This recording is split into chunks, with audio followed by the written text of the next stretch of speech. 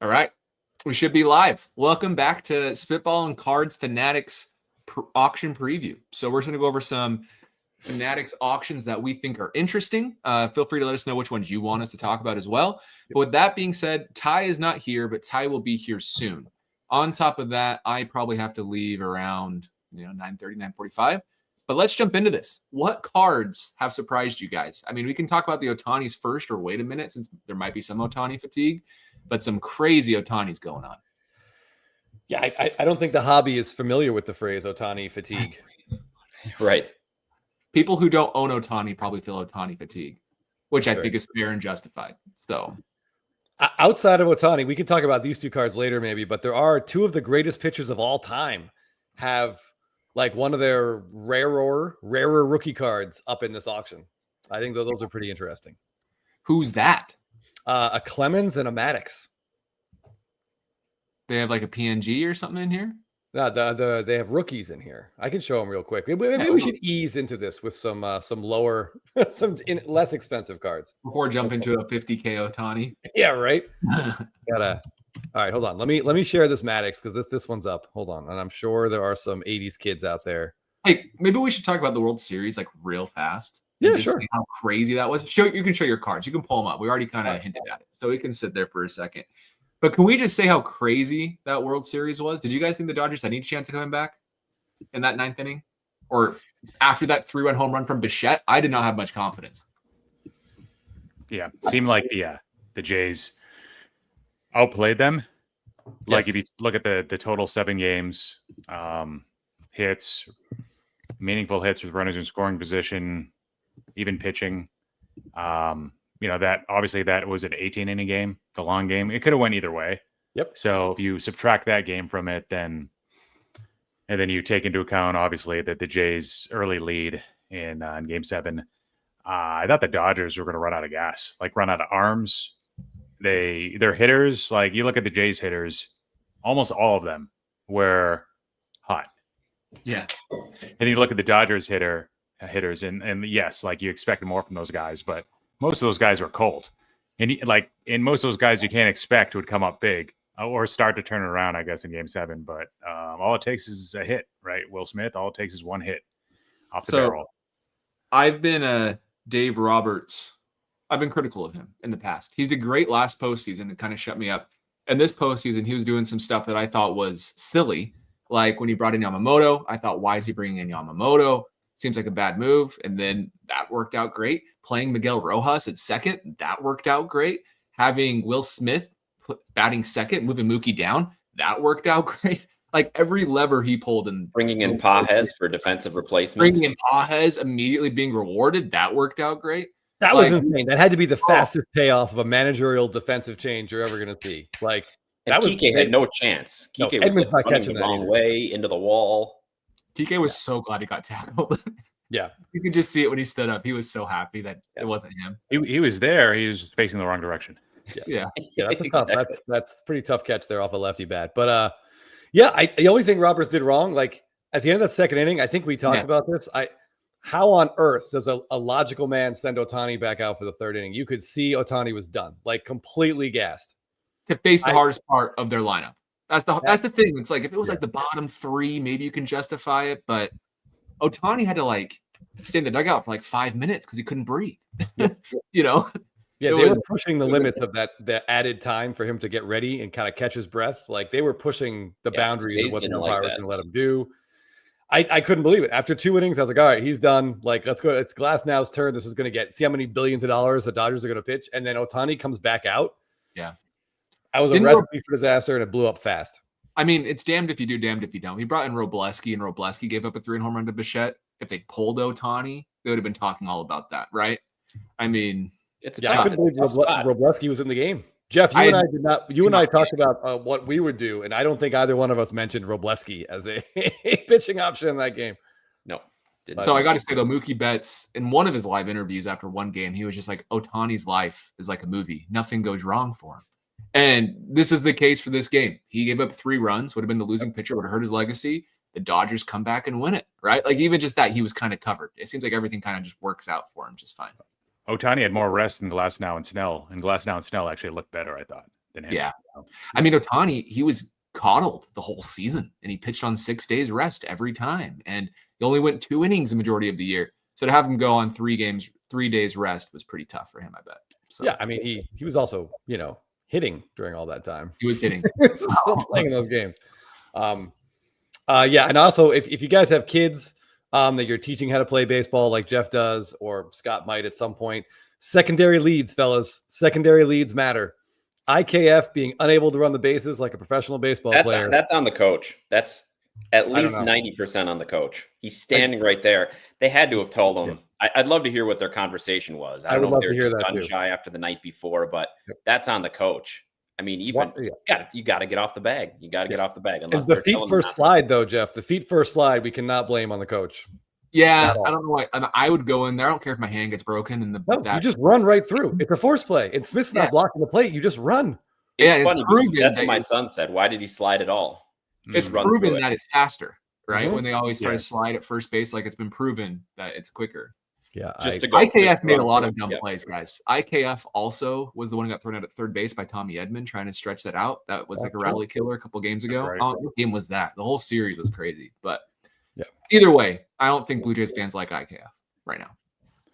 Yamamoto, he had a few scary 2-0 counts in that game, but did he walk anybody at all in the entire World Series? Maybe one guy strategically in like the 10th or 11th. But I think he ended up walking up one person, right? Was it Vlad? Did he walk Vlad? Struck out, but they didn't call it a strike, and then he walked. Is that Ohtani that did that? No, that was Sasaki. I mean, sorry, Yamamoto that did that. That was Sasaki that did that. Yeah, that was Sasaki that. Yeah, I'll look it up.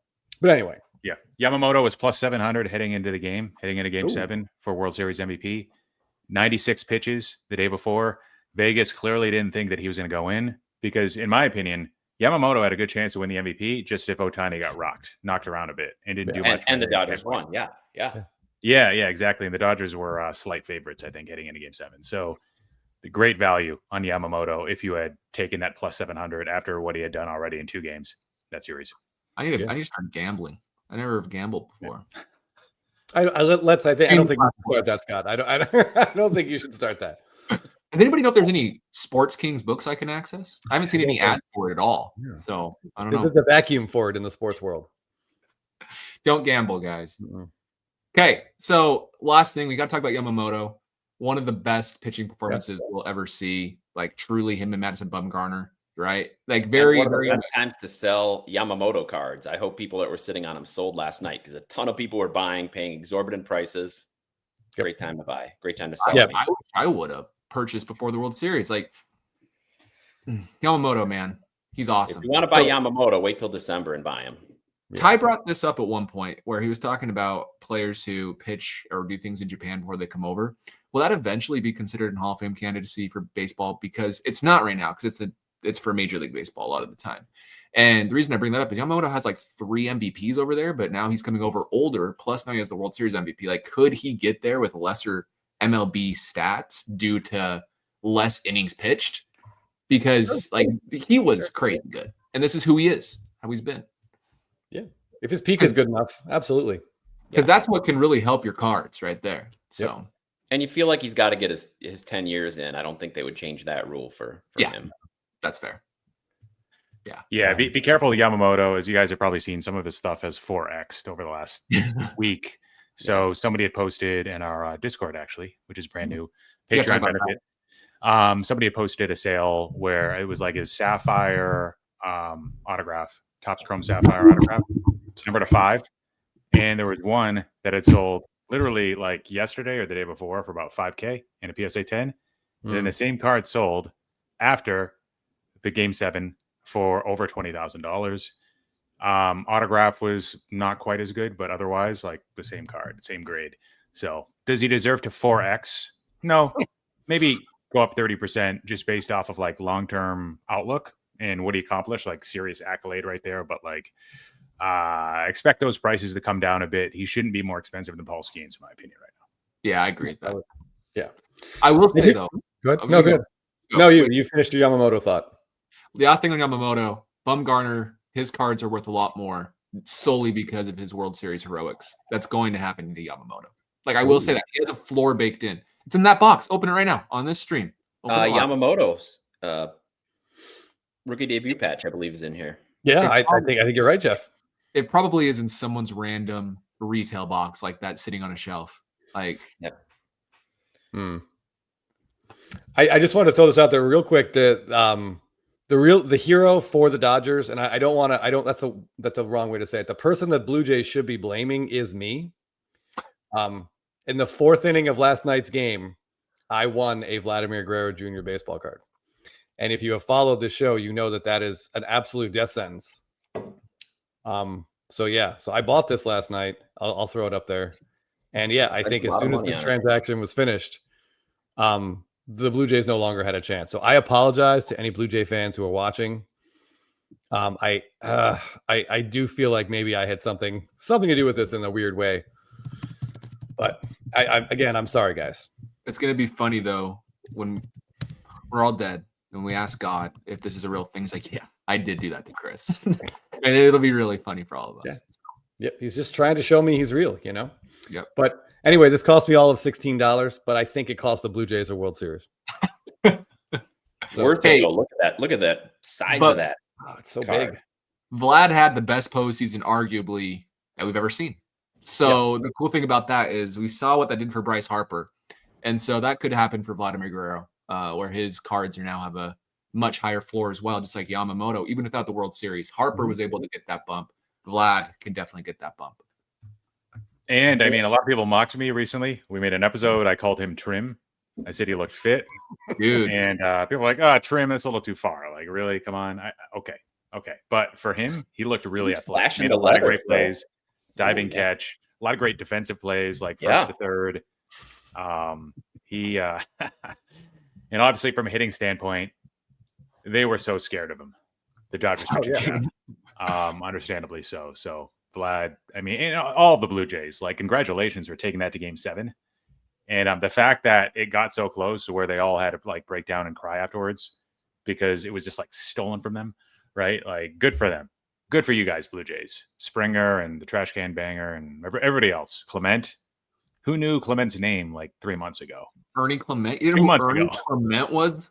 Yeah, good point.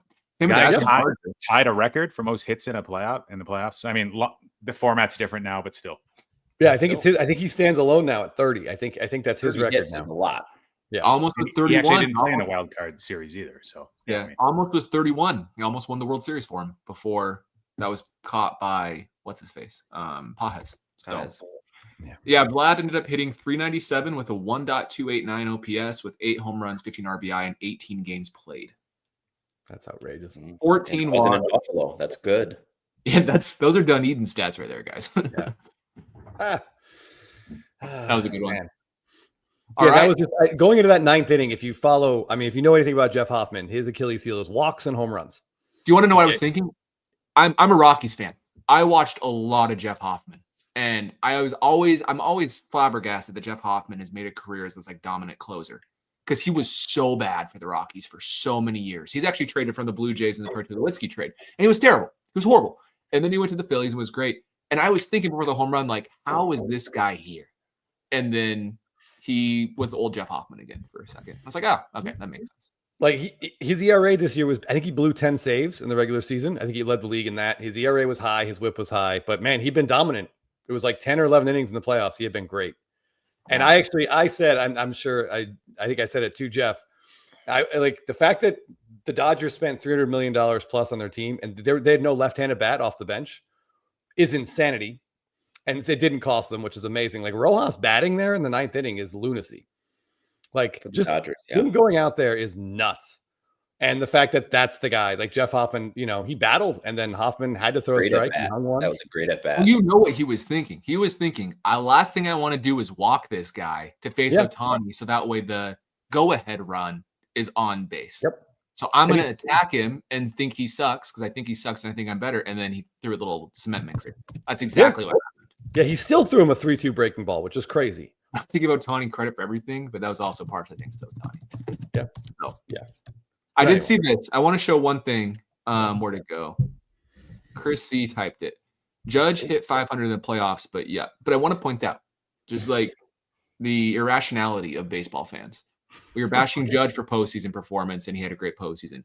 Vlad was not a postseason performer before this year. Look at Vlad. Ohtani was getting bashed throughout the postseason for some reason before winning the NLCS MVP and having the 9 on base game. Like, the point is, just know these sample sizes are so small. Don't let that become a focus of a player. It's not basketball or football. So, okay. Anything else you want to talk about? Want to jump into the actual point why we're here? Yeah. Yeah, let's get into some auctions. There's a lot of stuff going on tonight, especially with Fanatics. Chris, did you want to start pointing out some? Show yours that you had, Chris. We start with, all right. I mean, we probably should just get into Ohtani quickly. I just wanted to just show these two kind of fast because I stuff like this gets me excited. Here's Greg Maddox's Leaf rookie card in a PSA 10. It's pretty rare. I wrote down the pops here. This is a pop 538. Which still probably seems like a lot, but it isn't. Yeah. I think this is his lowest pop rookie possibly card. Well centered. Yeah. Is it trimmed? Pretty cool. I'm sorry, what? Is it trimmed? It's less trim than Guerrero. We'll say that. Good one, Chris. Yeah, but I thought this card was extremely cool. You just don't see these very often, and I'm glad people found it. It's up over $1,200 with the 42 minutes left. And then right around that same, I know you're looking at my screen. That's okay. Hopefully there's nothing too, look at this bad boy. That might be the most dead-centered Roger Clemens clear update that I've ever seen. Ooh. So this is pop 623. It's his second. Technically, the Tiffany is his lowest pop, only 49 of those. But this is his only 1984 card. And this is awesome. I do not like Roger Clemens, but I really, really like this card. And seeing it centered like that is pretty That's exciting. one thing I respect about you, Chris. I give you a lot of crap, but even if you don't like a player, you'll still like a card of that player and buy that card because you're just a true card fan. I will say that about you. I know what these cards mean. Like this in the 1980s, this was a grail. I respect that about you. Especially the player is somewhat attractive too. Good. Excellent point, Phil. So when I see a card like this going for this price, because that's a pretty high pop, like you said, I would love to see if Roger Clemens had a gold Bowman Chrome autograph, what that would go for. Because everybody always talks about how like it's stupider paying these prices for modern players, but that's almost exclusively tied to the lack of those cards existing more than the modern player being better. I would love to see what like a Barry Bonds gold refractor Bowman Chrome autograph with a bold auto would go for. Like that'd be so cool. Yeah, there's a cohort of buyer that's just avoiding cards like this. Like, would never add it to their watch list because it's just not special enough. Too many people already own it. So those people that we talked about in our previous recorded episodes were like, yeah, there's like literally a group of 5 to 10 people that just hoard all of the red Bowman Chrome autos of all these prospects that haven't debuted yet. It's like those guys aren't going to buy this card. You don't have to worry about that buying pressure from those guys for cards like this. Which I mean, beautiful card, amazing card, classic rookie. It's iconic. You can't take that away from it. Yeah. All right. Agreed. I want to start with those two, but then we can okay, I'm going to steal the screen and I'm going to show some Ohtani, okay? All right. There's a couple cards in here that makes Ty sad and that make me sad. We're going to talk about both of those two cards. And I'm sure Ty will talk about it when he joins. This is the card that makes Ty sad. It is this Shohei Ohtani Bowman Topps Chrome, not Bowman Chrome, Topps Chrome Gold Refractor. It's sitting currently at, like if I were to put a bid on it, it's basically 28 grand, right? Confirm. Oh, confirm. Yeah, that'd be great. Ty sold this card for $6,000. Exact copy, exact cert. He sold it for $6 grand. So he's not feeling great about that one. But how do we feel about a Topps Chrome Gold base going for almost 30 grand? Am I the only one who thinks it's a little bit too high? No. It's not high enough actually. You think it needs to go a lot higher? So the last time this card sold, based on my data, I see a BGS 10 in July 7th, 22,000.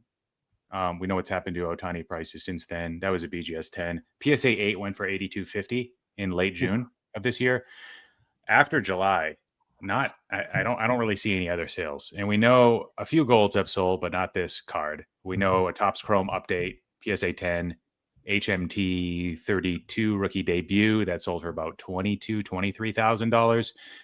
We know based off of Scott, the Bowman Chrome hitting #1 card, the blue refractor in a PSA 10 has done 40. Has it?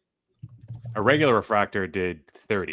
And that was numbered to 499. That puts this gold in a PSA 10 for the Bowman Chrome, not this, the Bowman Chrome hitting. That would be like $100,000 card. Now that's preferable over this card, but this is like the second pose. This is the consensus number 2 favorite base card right now. Yeah, from collectors, from investors. I think it has to do closer to 40. I think it's at like 28 all in right now. I'm not trying to pump this card. I don't own any of these, but I think it has to be really selling this card. Yeah, it should be at least 80K, right? Any of you listening want this card? I think it's a great deal. No, I see where you're coming from. It leads us to this card. This card's sitting at what's 10%, $4,600. So $9,200 on top. So basically 56,000 where this is sitting. This card hurts me because I traded an orange at the National for a Bowman Chrome blue. And I'm like, well, I guess that was a mistake because look at this. What's the upside of this card? Because obviously the Bowman Chrome autographs are getting out of reach, but this feels like a lot of money to me. And maybe Phil, you might say it's not again, but I don't know. I do think we're going to see a pullback in all Ohtani cards because they got too high after the clinching game against the Brewers. Some cards have like gone up 50%. I think we see, I'm not trying to like crash the market or anything, but regardless of him getting the World Series MVP or not, I mean, the Dodgers winning or not, I think we're still going to see a little bit of I just don't see a whole lot of buying in Facebook groups now. I see a lot of people listing cards and I don't see a lot of action. I don't see a lot of people FOMOing in. I think that kind of already happened after the Brewers game. So that's what markets do. They go up, things get too hot too quickly. They tend to cool down, sometimes level off, sometimes come down a little bit before they go back up again. So I think Ohtani interest might come up again in January, but between now and then, I just have a feeling, a hunch, not backed by data or anything. This could be the beginning of the slowdown at this point, maybe like 15-20%, which would still be higher than where they were before the Game 4 game. So against the Brewers. Phil is the master Game 4 and crashing. Phil's the GOAT. I will say, I feel like things that are going to pull back is the base cards. Like this has a bigger chance of pulling back more so than the autographs, at least at a higher percentage. Do you agree with that statement or no? I think autographs will generally hold value better than the base. When I say base, I mean the non-autograph counterparts like this card. Maybe. Yeah, I like what Destined for Caitness says in the chat. To me, these are the kind of cards that will be seen and looked at in 100 years. If any of these cards survive, if baseball survives, these are the kind of cards that will be looked at. So I don't know. In general, I agree that the autos will probably hold more value, but there's some special cards like these parallels of the base on no auto, but still special cards. I think will hold value. So this is the card I want to see what happens to, because I own the BGS 9. It's going for less than it's BGS 9.5 versus PSA 10. So that's right there, a huge battle you're not going to win. But I own the BGS 9 of this. This is what I traded my orange into. And plus I added a lot of stuff. And so it's feeling pretty bad right now. But I'm hoping this one can get some more juice, not pumping it. I'm just hoping selfishly, not saying you should buy it at this price, because it's a lot less right now. Historically, we've seen Ohtani not really ever come down, right? We've talked about this, Scott, like, I'll just wait till he becomes more affordable, and he never does. He just either stays flat or goes up. I really do think this time's going to be different because, and this is a point by C&D Collectibles here, Chad, when there's only one player that everybody cares about in the hobby for a brief period of time, that is always temporary. It's not always going to be like that. So at one point in time, it was Michael Jordan after the Last Dance documentary. At a point in time, a year or two after that, it was Tom Brady. Now it's Shohei Ohtani. We saw all of those players get cold. Their cards went cold for at least a temporary period of time before they went up again after those moments. So with Ohtani, I'm just betting on things not being different. I know he's the GOAT. I know he separated himself from Aaron Judge. I get that. But there's other players that matter too. I do think Judge is a good example. If he has another big year next year, he gets another 50 home run season, another MVP, like he has a lot of potential still. There's other cool cards I wanted to talk about. Here's the ones I'm watching, not to spoil anything. Let me find the one that I wanted to look at. It was a Mookie Betts. Let's talk about Mookie Betts. This card, gold 10-10. Yeah, there we go. Now we're talking. This sitting at $25,000, which is interesting because a BGS 10 just sold for $19,000 this past week. And I don't think Mookie is getting a huge World Series bump. His World Series wasn't that great. So it's interesting to see BGS 10 getting crushed by a 10-10 PSA 10-10. How do we feel about that? And it feels inevitable, right? I mean, I think we're heading in that direction. Crush like 20% more as of right now.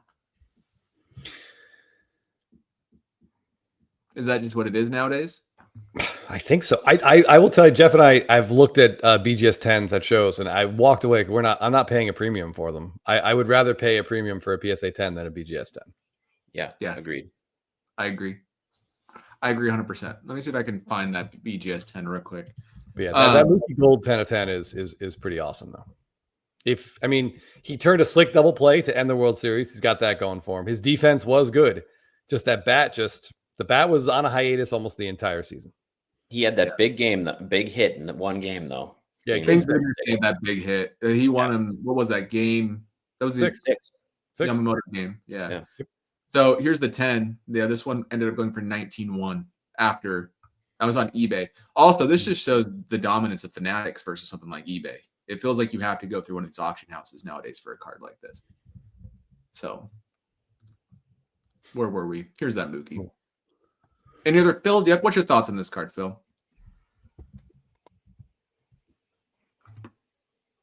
I think you're muted. Sorry. I like the autograph. I like that the PSA pop is really low across the board for this card. I know a green PSA 10, we were talking about it last week, and that went for, I think, like 7,200 maybe.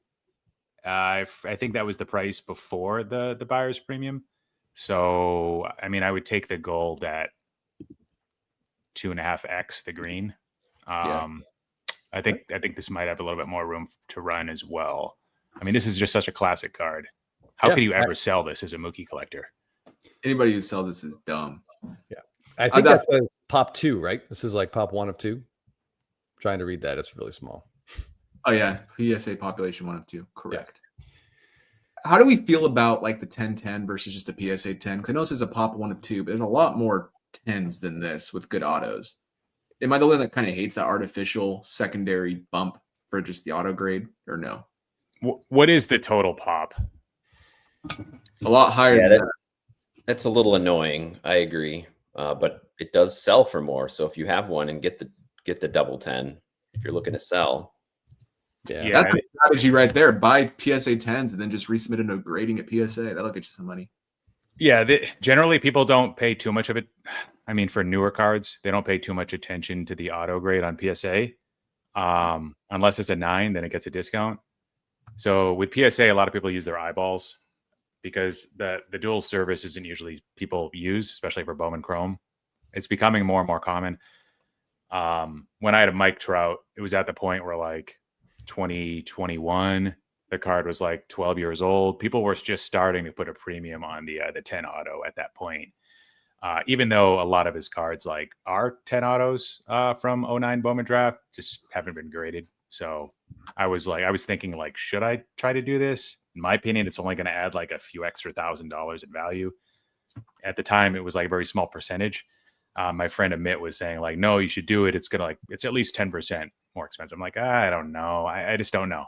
I don't buy into it, but I don't know. So yeah, I guess yes and no. Yeah. Pop 3 non-dual grade. Sorry, Jeff. So 5 total. 5 total. That's a I wish that was just reflected here, right? PSA pop 1 of 2. I mean, I understand they have to be accurate, and they are accurate. Plus, it helps their argument to make it go for more. But yes, exactly. That's exactly 1 of 5. Yeah.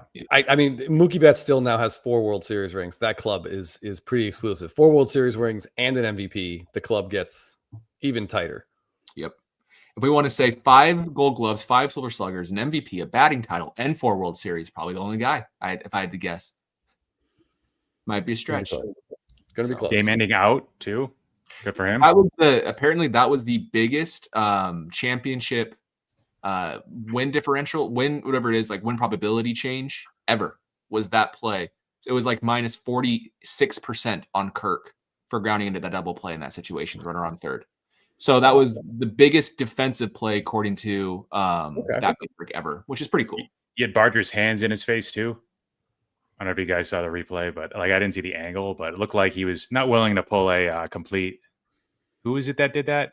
Was it Manny Machado? No, it was Josh Naylor. It was Naylor. Yeah. Naylor, yeah. Oh yeah. That was fun. Scott, I think you have an issue with these auto 10s also because you understand the effect that light has on slabs. So even if you do get a 10 grade, you could just, negligence could cause you to just have that auto fade over time. And you're getting like a premium, even though your auto is not as good as other ones that haven't been graded. Right. Yes. That's what bothers me. It's pointless. Unless you have like a 100% UV protective slab, which PSA is not. I don't think you can grade the auto because it's only in that moment. You can't guarantee the condition in the future by putting it in that slab, which is the point of the slab. So it's pointless. I feel like PSA is going to have to, they might have to rethink the whole auto grade thing because this could be a 10, but I could leave it on my dashboard for 2 weeks. And, that hurts so bad to think about. And then, it could end up, they could still say auto 10 and the auto's gone. So, I mean, they have to, I don't know. They might have to figure out some way to, I don't know how, to date the auto grade. I don't know. So that hurts. Think about it. This is a card I thought was interesting. You don't need to spend any time on this. But this card was huge for a while. The Prism Silver of Bryce Harper rookie card for a moment in time in the early 2020s. This was a big card. $72 right now before buyer's premium, which is kind of cool. Yeah. So, okay, what else do we want to talk about? There's a lot of really great cards in this auction. If you go up, there's a Cal Raleigh card that I wanted to mention. I think you're watching it too. Stadium Club? Yeah, the Stadium Club Chrome auto. It's horizontal. He's like high-fiving a coach. There it is. Up right above Ohtani. Thank you, sir. Yeah, there we go. I love this. I love that image. Obviously, I'm not going to go on and on about this set any more than I already do. This is the 2022 version, but that's just so cool. He just hit a ball. He just, outside of a shot of just his ass, I think that's about as best you could hope for on a rookie auto. I think that's awesome. Yeah. Stadium Club Chrome does a fantastic job. There's certain sets I think should be worth more than the Topps Chrome rookie auto. Stadium Club Chrome's up there for the on-card autos. Can I just say, I actually really like the idea of buying Cal Raleigh cards. Believe it or not. I think Aaron Judge is the MVP, but I think Cal has some decent opportunity here to be remembered very well in the future. One, he's going to be the catcher of the generation. Two, he has the catcher record. A lot of things are going for him, in my opinion. What would you rather do? Would you rather be Cal Raleigh, hit 60 regular season home runs, or be Will Smith and hit a Game 7 World Series winning 1 home run? Can I have Will Smith's career as well? He's had a great career too. Yeah, but kudos to the Dodgers. I gave them a lot of crap as a Will Smith fantasy owner because he hardly played this year. He took like every third game off. Mm-hmm. They were just resting him. And then he caught the most innings of anybody in any World Series. I think it was like 73 innings, something insane. They, by having their pitchers take a month or two off at a time, having their catcher play very infrequently, trotting Michael Conforto out there every day just to get at bats. They figured out how to do it. I thought this card was funny. I don't know why. Trust in yourself. I think that's probably what they told Soto to write. I don't think Soto is writing that of his free will. Don't you agree? I trust in yourself. Yeah, it's yourself. He forgot the R. That's even better. Yeah. Perfect. So Diego here chimes in. Players with at least 4 titles and an MVP. Mantle, Koufax, Betts. You forgot Berra. Yeah, Berra. Berra's got like 11 World Series, doesn't he? Something. Oh yeah. Mantle probably Yogi won. Oh, Mantle. He said Mantle. Yeah, Mantle. Yeah, Chris C says Yogi won 10 titles and 3 MVPs. Good Lord. Probably another Yankee we're forgetting about that won an MVP because they just won so many titles. Yeah, I don't know. Yeah, but you had the other laurels in there that you mentioned. Oh, look at that. Here's a cool card. If you're a Phillies fan, this one's not that expensive yet. Like, don't want to pump it because I have no horse in this race, but this is a cool card if I was a Phillies fan right here. Yes, Celeste's dad, if you happen to be watching this and you don't own a copy of this, this is right up your alley. Just look at the hair. It's just reeks of like late 70s, early 80s. Very cool. Sideburns. Sideburns. And it's pretty cheap, $170. Wow, that is out. I think one just sold on eBay for a pretty significant amount. I was watching it, but I don't remember. I could pull it up, but there's no way. All right, the hell with that. I'm bidding on that. If that's $170, I'm going to throw a bid on that. Buyer's Premium puts it at $670, Chris. Ooh, hold on. I don't even see a sold listing of this, unless Market Movers is wrong. Maybe, well, it could be that it came down. One sold for $1,000. Yeah, that's... Man, maybe I shouldn't have talked about this one for you, Chris. Sorry about that, bro. Speaking of heritage, there's an interesting Harper card. I don't know if you guys saw it. Here. Minors League Minor League Heritage from 2011, numbered auto. It's like a tint out of 30. Yeah, so this one's interesting. He does have an autograph in 2012 Topps Heritage, which would be his rookie year, but it's not. He doesn't have a numbered version. Like there's no red ink as far as I know. There's red ink. There is. Okay. Out of 10 though, so it's not like he really has much. So even the base version sells like once a year. So there must be very few for Harper in 2012, and I think it'd be just 9.5 earlier this year. Did like kind of like 1,600. So this to me is interesting because he doesn't have a whole lot of. I guess he does have one from 2016 as well, but early. Like I know this isn't considered rookie, but it's pre-rookie. It's second best to the rookie at least. So this card's kind of cool. So this might be a hot take from me. I think that the Heritage Minor League Real One autographs are some of the most investable minor league cards of all time. Like the only cards I'd ever invest in for the minor leagues, probably. Besides Bowman first, of course. But I mean, like outside of those, I really like these cards. Fun story, I believe, and this could be wrong, but I'm pretty sure Harper was in the high number set, just like Mookie and Arenado are, where it was a box set. So he has like 1,000 total of those made. I think there's 1,000 box sets. So those he has hardly any autographs in there. I don't know if Harper was a redemption though. So, all right, that's a cool card. Out of 25, if you like Bryce Harper, he's probably a good target right now because he's kind of not on anybody's radar. Yeah, Scott, can you pull up this card Ryan Brody mentioned that obviously it's coming right off my watch list for sure. But it's the Ohtani Garbage Pail Kid red. I know you're already watching it. Yeah, of course. There we go. It's a cool card. I wish it looks more like Ohtani. It's one of the few Garbage Pail Kids cards where I don't think it looks like him. But I like the Japanese flag in the background. I like that he's slicing the ball in half like a samurai. I think there's cool stuff on this card. What do you guys think? I know you don't like these. I do. A lot of people like them besides you three for some reason. I don't think Phil likes. I know a lot of people like them because isn't it up over 4K right now? Hey, sheesh. Honestly, I get it. I mean, what would you rather have, this or the anime red? The anime. Rather the anime? I think I'd rather have the anime is probably going to be worth more in the long run. The cool thing about anime is that's also Japanese culture, which is beneficial for this card. But I like both of these cards a lot. I think they're some of the best inserts Topps has made. So, can you pull up his Stadium Club, the 2020 Stadium Club Chrome that's up there? Our buddy here, J.E. Ursath, is wondering if we have a prediction on where this one ends. By the way, shout out to J.E., who was one of our viewers last week, and I think the only viewer I know for sure won a card during the auction while we were talking about it. So that was pretty cool. Here it is. There we go. I wish I'd have bought the gold refractor when I had a chance. We all had several chances to buy those. Ohtani had an anime last year, correct? Yep. So this is his second year anime. Yeah. I would rather have this Kangaskhan Jungle First Edition PSA 10 Scott. Just kidding. But I really would. You're the other Garbage Pail Kid, huh? A Pokemon card. Kangaskhan. Oh, like actually the Pokemon. Kangaskhan? That was a joke. Yeah. So neither of the Ohtanis. Well, it's not an option, Phil. Yeah.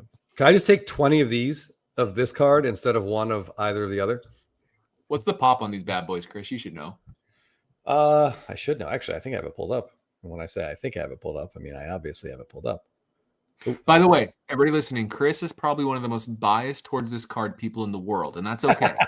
He owns this card in a PSA 1010 dual autograph. It's probably one of his most expensive cards he owns, crazily. Oh, there's no probably about it. But my point is, just take it all, just know that. Yeah, I mean, it's an iconic shot. Like, the card looks awesome. It's probably the most valuable non-rookie base card of the last 20 years. This is the Soto Shuffle. This is probably Soto's, his 2020. That whole set is iconic. Yeah. So it's pop 203. Oh, wow. Way low. But it's a high gem pop, right? The whole set. Another benefit of this set is the quality control was really great. Hold on, the pop. Even with all of these dark corners, it's still that's a pretty rough edge at the top. Surprisingly, actually, it's the total graded is 258. I mean, I think it's got those like that texture surface that the 2020 and actually the earlier like Stadium Club Chrome inserts all had. Yeah, it's very cool. By the way, if you guys do happen to see the auto version of this in a 1010 up for sale anywhere, please alert Jeff, because that means my wife has killed me.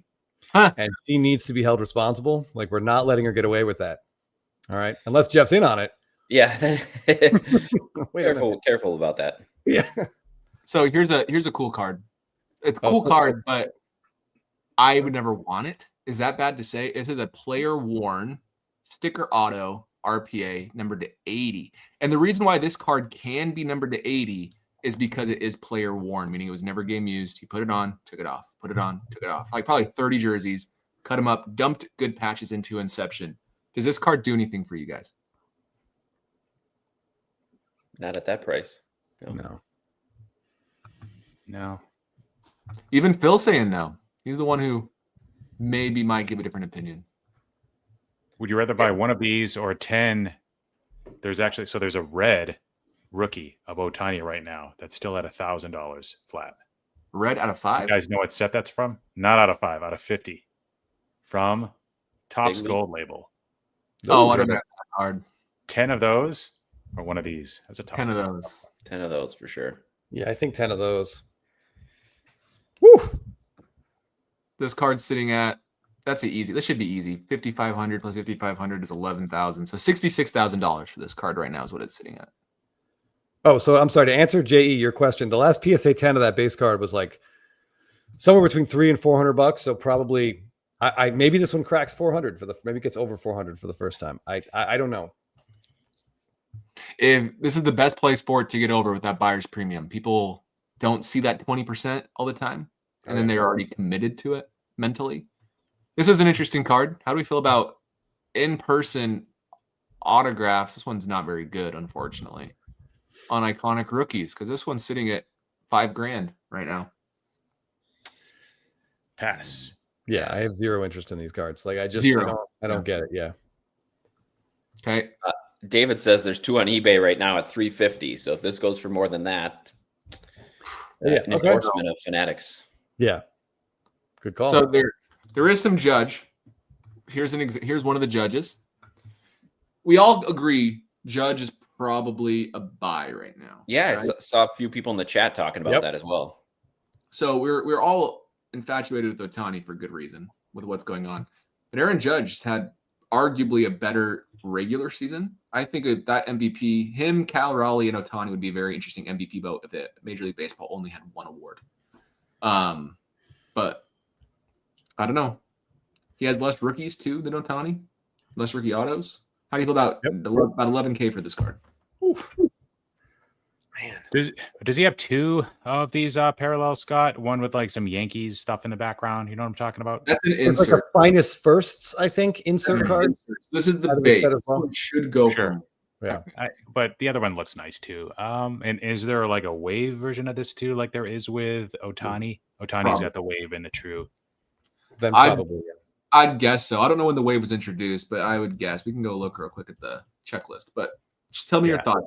Pretending it's I think Judge overall slept on right now. I think he's a good buy. Just without even looking at the data, like somebody in the chat mentioned like 20 minutes ago that they're sick and tired of Judge. I think that's what the hobby feels right now.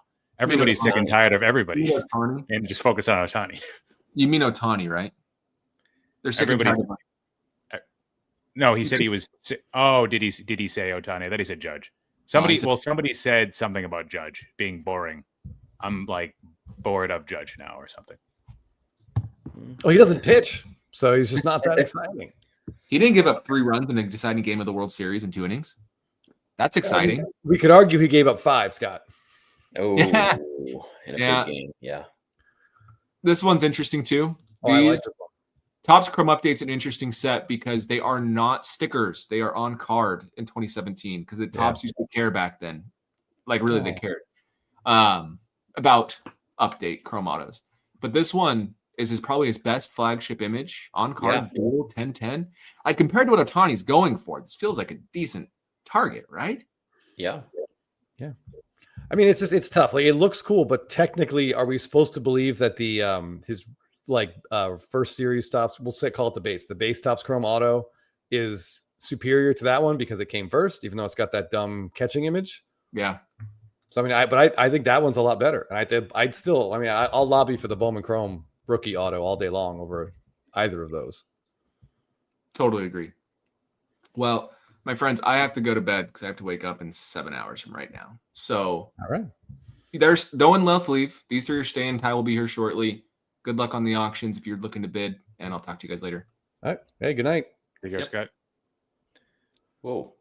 Oh boy. Oh my goodness. All right. So we said I want to show what I think is my favorite Guerrero card that's up this week.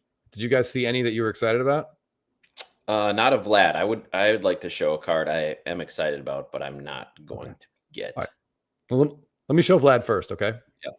All right. So this is Topps Chrome Gilded from 2022, which is a set when it first came out I didn't care about at all. I paid no attention to it until I saw that Freddie Freeman auto.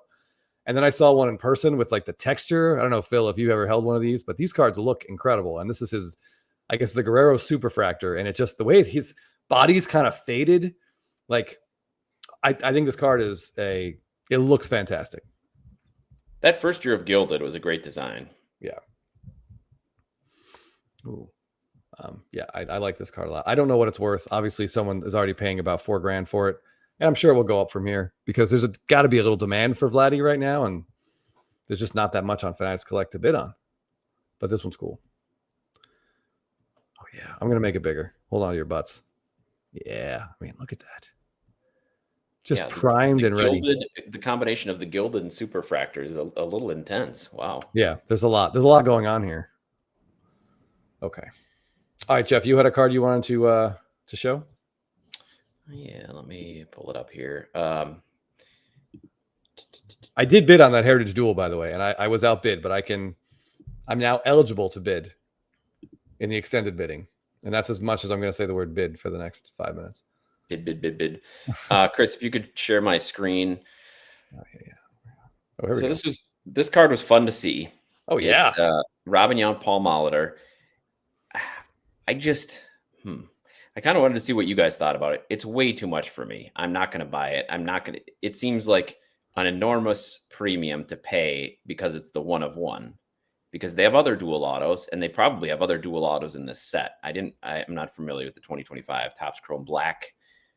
But yeah, I would just want the base of this, I would say, or something for a fraction of the price. Is this something you would feel like getting a one of one would mean more?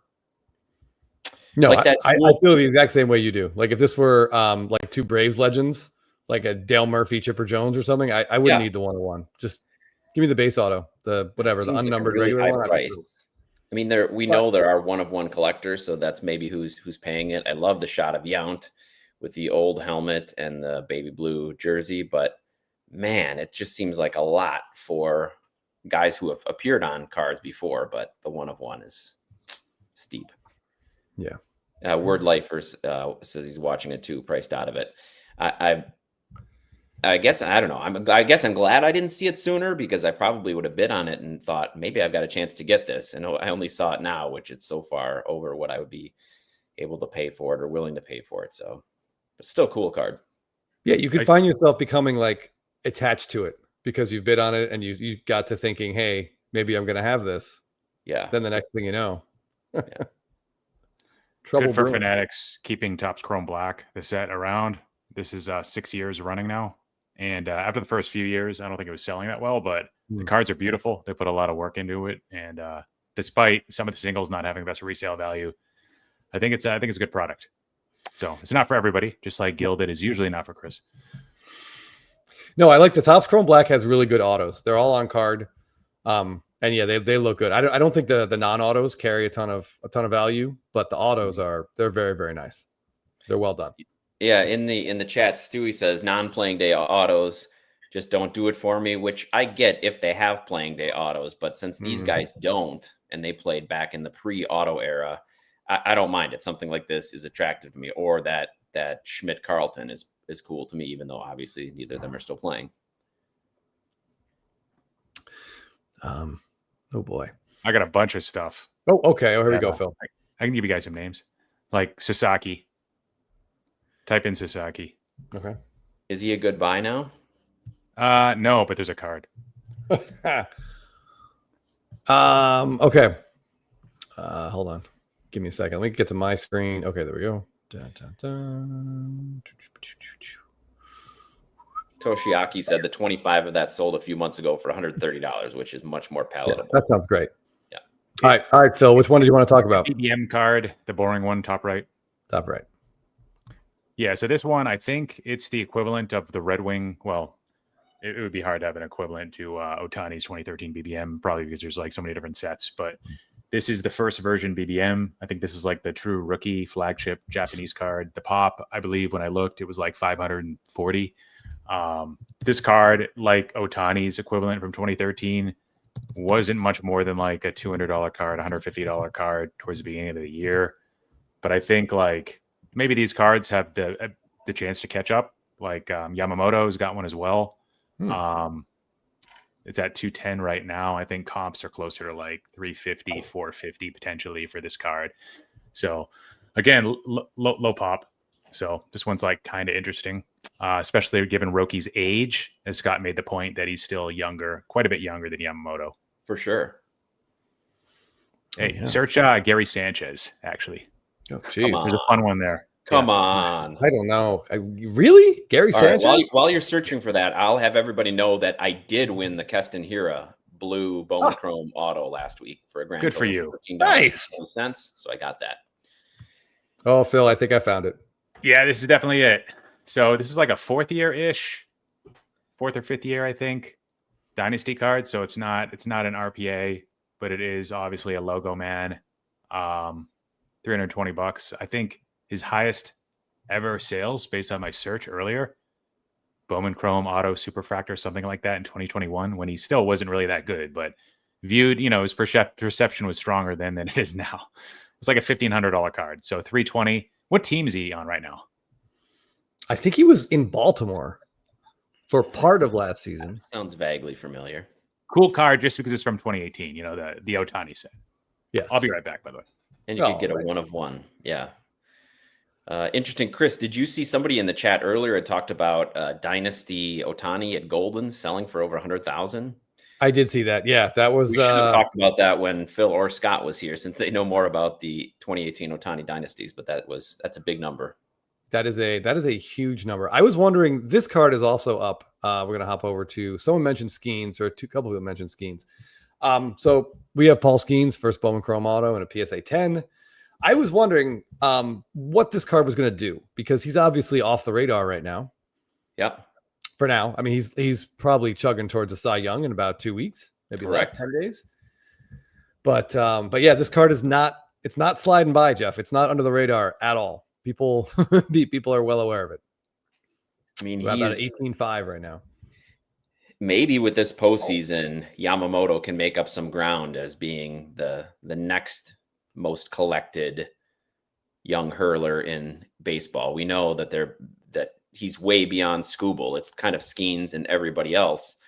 Maybe Yamamoto breaks free from that Skubal range and starts catching up to Skenes with this postseason, but I don't know. Yeah, this card looks great. Phil, what do you think about this price so far? All in about a little over 18, almost 19K. So I just sold a green a few days ago. PSA 9 for like $1,450, actually, to a repacker. So I guess I'm part of the problem. You're part of the problem, Phil. And I looked at the price of blues at the time, and I think PSA 10s were strong for blue, but this seems pretty high actually. But I mean, it's a PSA 10 gold Bowman Chrome Auto. These rarely come up. The PSA pops overall for 9s and 10s were actually really, really low for greens and blues that are numbered to 99 and 150 respectively. And here it's okay. What is it? 1 of 7? Yeah. All right. Yeah, 1 of 7. Yeah. So it's not too tiny. The autograph looks okay. I like Scuba right now as a buy. Yeah. I'll say that because I passed on an orange. Is it a PSA 10 true orange? I think it was a PSA 9 true orange that went for about $4,800 a few weeks ago after that amazing postseason. Yes, his team didn't go far, but Will brought up earlier the long-term impact from playoff performances tends to be really small. In most cases, it's actually insignificant unless you've got a guy like Mad Bum, guys that really take it to a different level. Derek Jeter, tons of rings. It's a little bit different. Ohtani's performance, okay. But usually for most players, it's kind of like a blip on their long-term resume. So, and that's why I would say like Skenes is not threatened by Yamamoto right now. No. And I'd say if you can sell Yamamoto now, probably a great chance to do it. Yeah. And he'll be worth more once he's a Dodger. Like that's why you target the guys on small market teams. The better they are on smaller market team, like great. It's awesome. Like Scooble, we heard about that already. Like $250 million gap. How much are the Tigers even offering for the gap to be that large? Pretty insulting offer. Yeah. Yeah. And that's sad because he probably would like to stay a Tiger if he could. And they could use him, So it's whatever. We don't want to get into the economics here and stuff like that. But you're right. I mean, that if you look to the future, Skenes isn't going to be in Pittsburgh forever, especially, unless anything changes with the 2027 labor dispute. Mm-hmm. Yeah. The whole Scooble thing is just, it's crazy that they haven't offered him the moon to stay there. He's their guy. There should be, like we talked about last night, a Yamamoto statue already under commission for outside Dodger Stadium. There should be a Scooble one outside of Detroit. It's a shame. I mean, if he leaves, that team goes from being a contender to being not a contender. I couldn't think of a better word. Yeah. Also, Destined for Caitness here mentions Bobby Witt, which is very timely because there's a badass Bobby Witt card in this auction. Yeah, and there's another one too after you show probably you're going to show the Topps Chrome Auto. I've got another one. Okay. All right. Yeah, man, Bobby Witt and that Royals team, I thought they were going to sneak into the playoffs this year. That was my preseason prediction. They did not. I think Bobby Witt needs a little bit more national exposure, and he could be right up there with some of the other big sellers. Yeah, outside of the All-Star break, people don't really people outside of like the fantasy baseball players, like otherwise like casual baseball fans don't talk much about Bobby Witt. That's what I'm trying to get at there. My dad did not know who he was. So 89-year-old man, not big on Bobby Witt. I like this card though. Hold on. Let me zoom in here. All right, guys, get your bids in. Extended bidding starts almost now. So remember, you can't bid in extended bidding unless you've already bid. 30 seconds. Now you're saying bid too much, Jeff. What? I said now you're saying bid too much. Bid. Yeah. All right. So look at this card. What jersey is this? Any of our Royals fans? Is this? I don't know what that is. City Connect with the cursive R, maybe. The way his head is turned, it's dangerously close to being like Panini-esque. Yes. But I will say the blue ink with the blue jersey, I think that really does something. Yeah. So he's in Chrome Update as well. He probably has sticker autos in that product. He's in two different Sapphire products, Topps Chrome Sapphire and Topps Chrome Sapphire Update. And Chris knows the Update Sapphire is like one of the nicest looking Bobby Witt on-card Chromium auto from his rookie year. There are no golds, though. The highest those are number 2 are going to be number 25 orange. Those are really hard to grade, too. I actually pulled what ended up being a PSA 7 for my friend. Oh, my God. Orange auto of Witt. Before he broke out, of course, he had already sold the card. But, I like Witt right now. I think the future is bright for him. I think we saw some regression in his power this year. If you look at like slugging percentage, it was closer to 2023 than I think 2024. But hopefully that comes back up. And I think perhaps we haven't seen his prime yet, which is pretty scary. Yeah, I'd say I'm hoping we definitely haven't. Yeah. What was the other? Was the other card a dynasty card, Phil? It's actually just it's the Update paper gold out of 2022. So it's just the regular gold, paper gold. Yeah. So I like that image a lot. Yeah. So this has a population, I think, around like 250. Gold paper hasn't been in style for a while. from like an investor sort of like hype beast standpoint. But I think they'll see their day in the sun at some point again. And he's only got one. So in Series 2, he had that short print, which obviously wasn't really short printed. I don't think people really care about those that much because come on. They just printed too many of them. It's like barely even a short print. So this is the first set where he's got like the flagship parallels in a paper product. He's got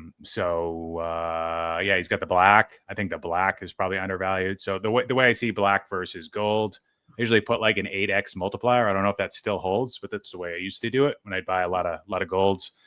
That would put the black around like 30, maybe like 3,000, something like that, which seems like pretty cheap for a PSA 10 black parallel of Witt. So as a result, I guess I like this price too.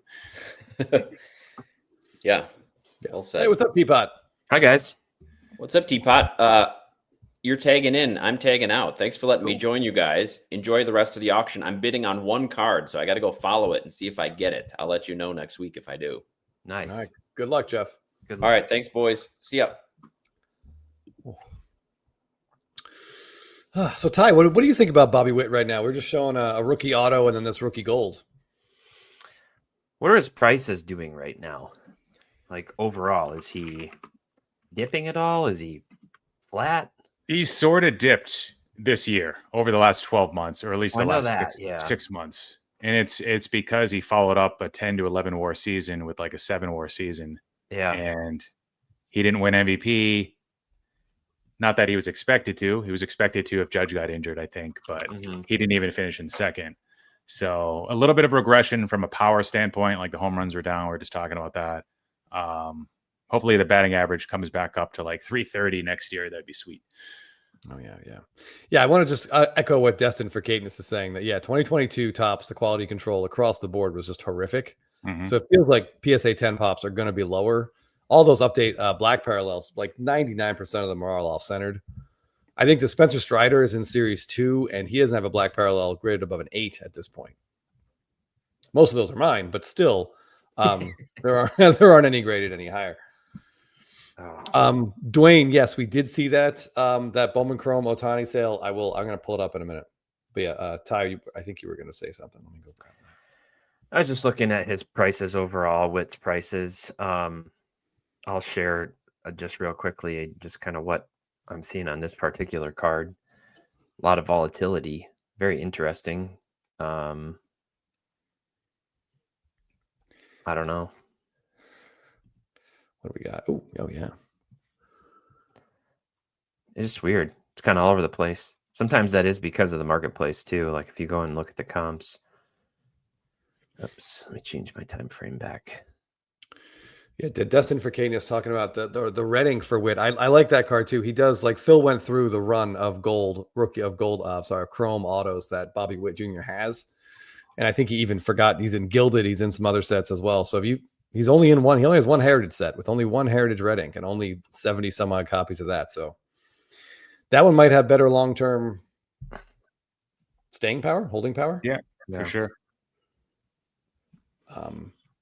I like Witt though. I mean, you asked, what do I think he's a guy definitely worth watching right now, like this time of year and heading into next year's.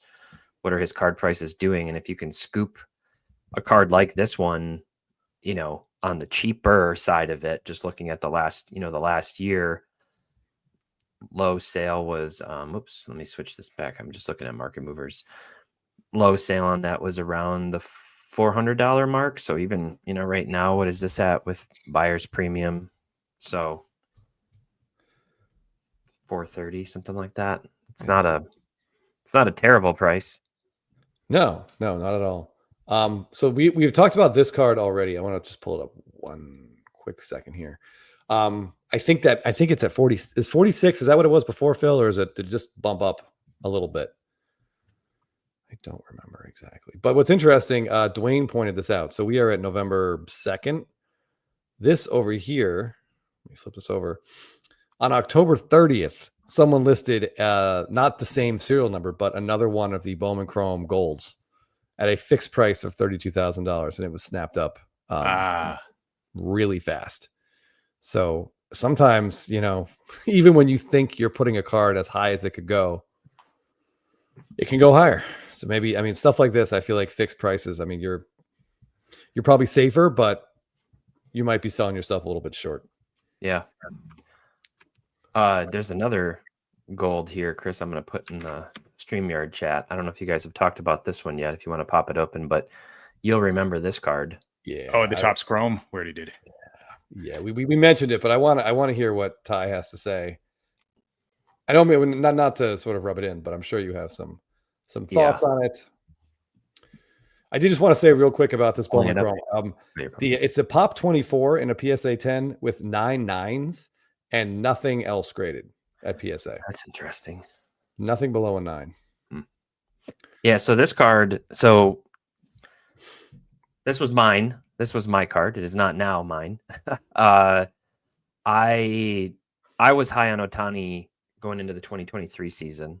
In fact, he was the only player I was buying in the offseason.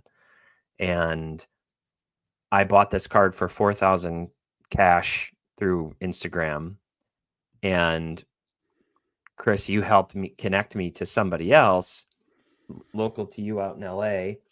Yes. And about 30 days, maybe 45 days after I bought this card, I flipped it for $6,400 and felt very good about that. Just take the money and go heading into a baseball season. Like, you never know. There's uncertainty. Mm-hmm. Well, I guess you could call it a regret. I don't really have regrets. I don't like to use that word, at least not in the sports card hobby, especially not when it comes to having taken profit where it was guaranteed. Mm-hmm. And this would not qualify as my biggest regret if I were to stack them up, but it's up there.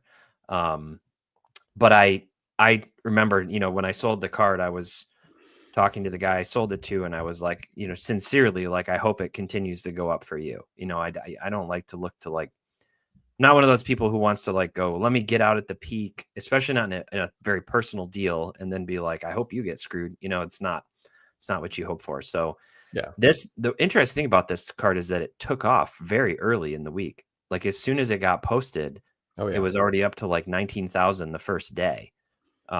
And it's kind of stalled out in the last 24 hours, at least. I don't know at what point it hit 23.5 before the BP, but still a really good, looking at a really good payday.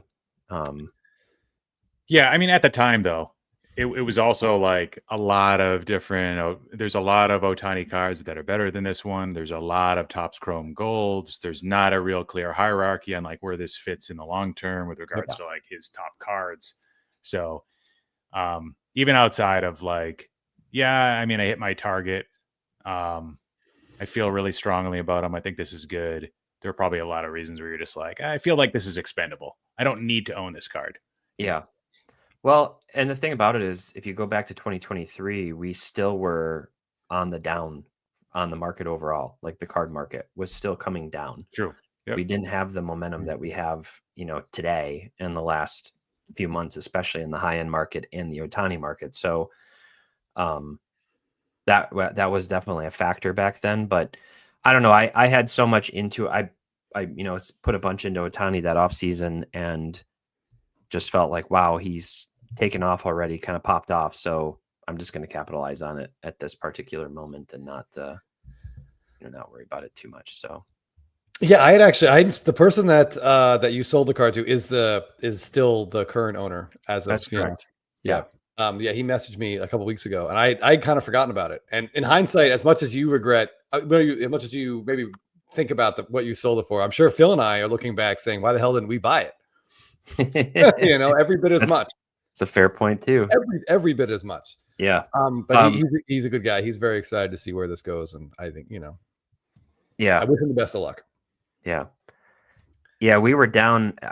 So I'm looking at one of the older SCI 500s we have, which kind of tracks a whole bunch of iconic cards. It tends to be a pretty good indicator of the market. And from November of 2021 to that point when I sold that Ohtani, which was I believe in April of 23, the overall card market had come down 29%. So it was just nobody knew where it was going to end. It ended kind of in December of that year, later that year, but yeah, interesting for sure. Yeah. Am I seeing this right? That there are 213 watchers for this Bowman Chrome Gold? Yeah, that is that's now, despite what P. Ryan says, all those people have not bid on the card.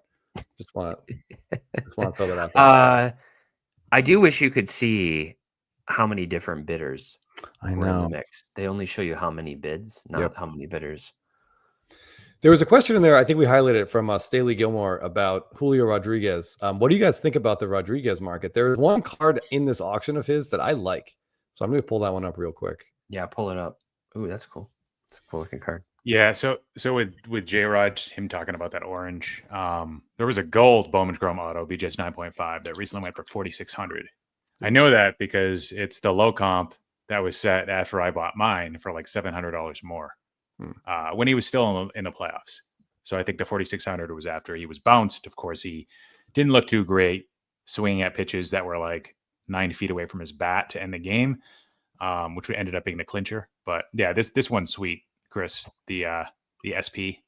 Yeah. They introduced these this year, that year, 2022, in Bowman Chrome Sapphire. They introduced these rookie image variations, and they're all kind of these low angle, like hero shots you would hear cinematically referred to. I think they look great.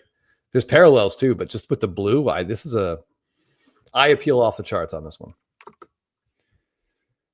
That's a good looking card. I really like it. I sent you a link through the chat, Chris, of it's the one at the bottom, and it's Julio's orange base image.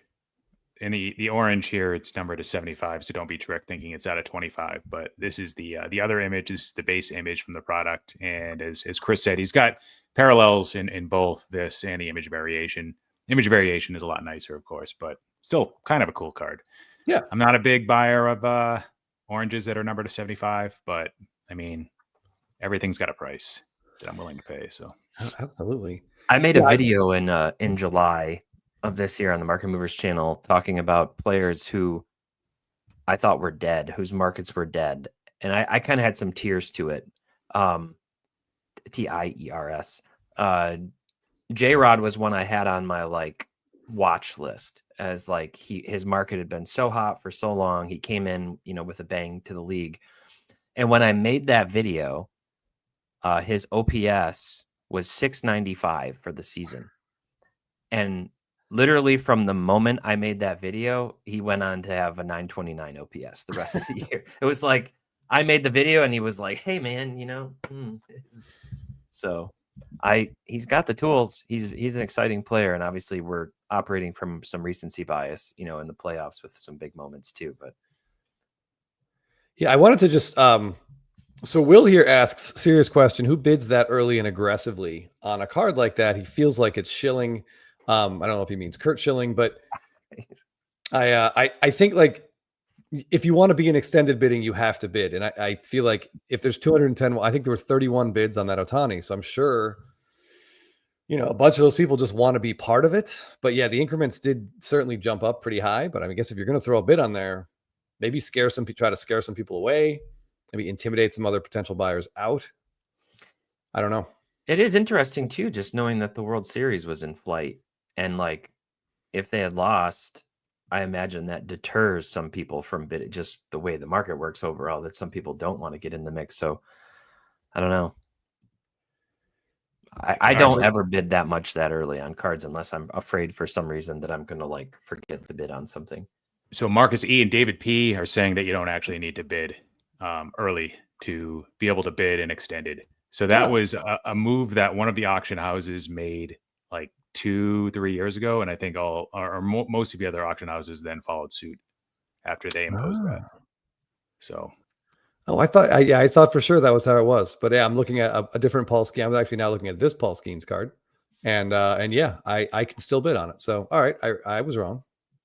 So yeah, there really is no, I guess, big reason to go aggressive early. So Phil, if you have to pick one, if you're going after one Skenes card, do you want the Bowman Chrome first gold with a PSA 10 that's going to cost you about 18 grand? Or what do you think about this Topps Chrome rookie auto that's a 9.9 that you can get for about 1/10? I like how they decided to get the auto graded, so I can get a nice little discount on this card now because it's a 9. I think for the value, I might pick this one. And remember, he doesn't have a Topps Chrome regular auto, so he's in very few actually like Topps Chrome products because he debuted so late. Well, not really late, but late relative to like the whole like Topps release schedule and everything. So this card's actually pretty important. Yeah, and I like the image they picked on it, kind of a head-on throwing image. It looks good. The 2024 design, when they first announced it, there was so much hatred about it, but honestly, it has grown on me a lot. I really, really like it. All right, hold on. Is there a world where Skenes really gets traded like anytime soon? Do you guys think? Yeah. Yeah, he's really outspoken for a second-year player. Talking about ownership, like, oh, we could do this. Like, what second-year player does that? Like, throws their brass under the bus. I think they'd be like, oh, we're not entertaining any offers, but they'd be dumb not to answer the phone to really see like what's there, like what's the market for this guy. Hey, do you want to click on? I've got an Altuve actually in the chat. Oh, Chris. Well, I'll answer this question quick. Fun question would be: does Dick's House of Sport in Pittsburgh get rid of the debut patch if Skenes gets traded out of town? This is a tough question. Yes, ideally, I would like the Tigers to actually pony up and pay him. I don't care if it's super expensive. He's my favorite player on the team. I'd like to see him stay. And if I had to pick, I mean, any team, I'd like to see him go to the Braves if he's not going to be on the Tigers. That's what I would like to see. And especially because then I could go watch him pitch while I'm here in Atlanta. But outside of that, if we're talking about like teams that might be real contenders to go after him, I mean, I don't know what teams, like, you just think like the big teams that usually spend money. Of all of them, I guess I would say the Red Sox, and I'm not pandering to Phil when I say that, but I don't hate the Red Sox, but there are other teams that I don't want him to be on. If I had to pick one other team, though, not named the Braves, I don't know. I might pick Seattle just to see him pitch in a pitcher-friendly park and play with some other players who I find exciting, and just a franchise that is desperately deserving a championship. So that'd be cool. I think if they put Skubal on the trade market, because it's next year is his walk year, right? 2026. Yeah. And with an impending work stoppage coming in 2027, you could get a team that just wants to go all in for next year. Yeah. Like, say, if the Braves want to do that, I don't know what the package is going to look like. Yeah. I really don't know, but you might be able to pull like Schwellenbach and like Schwellenbach and Waldrop out of Atlanta. Yeah. That's probably too much for 1 year of Skubal, but maybe add something else in there because you guys, if you trade Skubal, you're punting next season. So you probably have another piece to send back. Yeah. I bet you could find a team that has a chance next year and really get something good out of them. Yeah. I try not to think about it. I know. We don't want to think about it. We all want to see him stay. This is a great card. Yeah, so this Altuve here, Cognac classic card from 2011 Topps Update. Most of you guys probably know this for Mike Trout. Mike Trout's version of this card sold for north of $20,000 during 2020, 2021. The madness there. Mike Trout's version of this now sells for like $4,300, and his Diamond Cognac, the more aesthetically pleasing but higher produced version, sells for about the same. So you can get those for under $5K. Such a beautiful card, the Diamond especially, but the Cognac, it's a little bit more rare. So this one's been selling for about $700 for Altuve. So that's like 15% of Trout. Is it a good time to buy Altuve if you can look past all the Houston stuff? I don't think you could, Chris. Is this, and Scott would be great for this, but he's still a Hall of Fame lock as long as the voters look past the scandals. Is that correct? He's ahead of Francisco Lindor, guys like that. He's close to like J-Ram, or is he even a little bit above that? I think he's above the trajectory. Okay, that's what I thought. Yeah. So I think he's a shoo-in for the Hall of Fame, but I don't want any of his cards, and I have no interest in collecting him, regardless of how good he is or isn't. Yeah, and you're buying him at a weird place in his career. Clearly, he's declining. So you've got recency bias that's keeping his prices down, kind of like Nolan Arenado. Like, what's it going to take for those prices to come back up, and how quickly will they come back up? You know, and when's that going to be, right? Like, you have to wait till he retires. You have to wait till the Hall of Fame induction 5 years later. I think this ends up being a good price. I just don't know when the exit point would be. Have you ever seen the his Hope Diamond? Has one ever surfaced of this card? I don't. I've never seen one. I've only seen a handful of the Freemans. I don't think I've ever seen a Trout, but obviously they exist. But yeah, when it comes to Altuve, like, yeah, this is probably the Diamond has got to be his best looking rookie. This one's right up there with it. Yeah. I like Scott's idea. Scott made a video of some things Topps should consider, and one of them was like bringing these back for like an anniversary or something. You know, like 75th is next year, right? Yeah, I think that's what he had proposed. So I like that idea. I'd like to see them Topps do that a little bit more, like rotate certain iconic kind of flashback type things from the past. I mean, they obviously do that with a lot of sets, but I just thought it was a good idea.